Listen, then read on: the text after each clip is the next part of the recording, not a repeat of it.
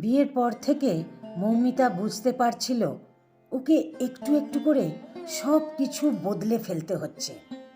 সকালে একটু বেশি ঘুমোনো ত্যাগ করে ভোরে ওঠা, সকলের ব্রেকফাস্টে দেরি হয়ে যাবে ভেবে শীতে জল গরম না করেই কোনো রকমে ঠান্ডা জলে স্নান করে পুজো সারা, তারপর রান্নাঘরে পরিচারিকা শিউলিকে নিয়ে সকলের পছন্দ মতো খাবার বানানো।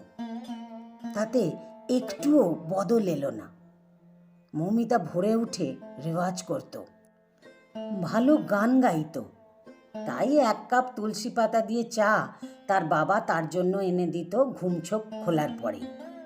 কিন্তু বিয়ের পর ওই 1 কাপ চাটা আর আলাদা করে জোটেনি তার।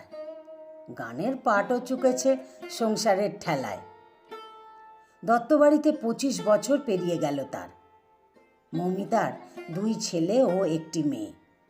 বড় ছেলে সুগার, তাই রবিবার সকালে ওটস খায়।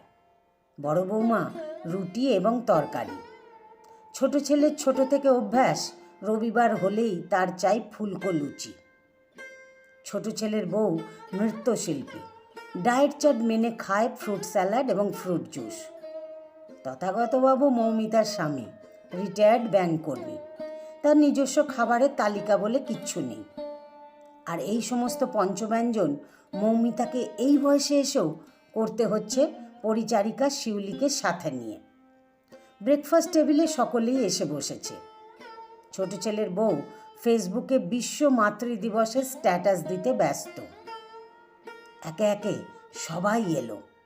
তথাগতবাবু এই সময়টার জন্যই অপেক্ষা করছিলেন। খবরের কাগজটা হাত থেকে রেখে বললেন, আজ নাকি তোমাদের ফেসবুকের বিশ্ব মাতৃদিবস? আসলে আমরা ছোট থেকে এমন কোনো দিবসের সাক্ষী ছিলাম না। যাই হোক, আসল কথায় আসা যাক। আজ তোমাদের মা, আমার স্ত্রী মৌমিতার জন্মদিন। দুপুরে লাঞ্চে সবাই ভালো খাবারই পাবে, অবশ্য কোনোটাই মৌমিতা নিজের হাত জ্বালিয়ে করবে না। সুইগি থেকে অর্ডার দিয়ে আনাচ্ছি। বিকেলে আমরা বাইরে খাবো, সাথে শিউলিও যাবে। তাই নিজেদের খাবারের ব্যবস্থা নিজেরাই করে নিও। এবং আগামীকাল ভোরে আমরা শিউলিকে নিয়ে বোলপুরের বাড়িতে 15 দিনের জন্য যাব। ওখানেই থাকব। ভালো লাগলে পুরোপুরি থেকেও যেতে পারি। এই বাড়িটার একটা আলাদা ব্যবস্থা করব। তাই নিজেদের থাকার আলাদা আলাদা ব্যবস্থা করে নিও। কথাগুলো বলে তথাগতবাবু তার স্ত্রী মৌমিতাকে ডেকে নিয়ে ঘরে চলে গেলেন। একমাত্র মেয়ে মধুমিতা বৌদিদের থেকে পুরো কথাগুলো শুনে দুপুরে তার বাবাকে ফোন করল।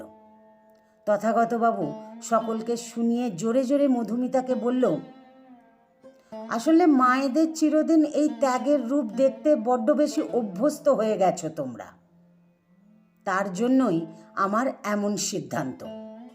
এখন থেকে বোলপুরের বাড়িতে মৌমিতা নিয়মিত গান নিয়ে চর্চা করবে। তোমাদের আসার ইচ্ছে থাকলে 15 দিন আগে জানিয়ে দেবে। রাতারাতি বললে লোকজন ঠিক করা সম্ভব হয় না। তখন তোমাদের প্রয়োজনীয় কাজগুলো তোমাদেরই করতে হবে। কথাটা বলে ফোন রেখে দিলেন তথাগতবাবু। মৌমিতা স্নান করতে করতে অঝরে কাঁদল। জীবনের পুরো সময়টা শ্বশুরবাড়ির লোকজন, ছেলে মেয়ের লেখাপড়া এইসব নিয়েই কেটে গেছে। আলাদা করে তো কখনো নিজের জন্য কিছু ভাবা হয়নি। তবু জীবনের অস্তাচলে এসে একটু তো বদল এলো। কলমে মৌসুমী। আমার গল্পটি যদি ভালো লাগে তাহলে একটা লাইক দিয়ে আপনাদের মতামত কমেন্ট বক্সে জানাতে ভুলবেন না। আর এরকম নতুন নতুন গল্প শুনতে আমাকে ফেসবুক থেকে যারা শুনছেন ফলো করে দেবেন, আর যারা ইউটিউব থেকে শুনছেন আমার ইউটিউব চ্যানেলটিকে সাবস্ক্রাইব করে আমার সাথেই থাকবেন। ধন্যবাদ আপনাদের সবাইকে এতক্ষণ আমার সাথে থাকার জন্য।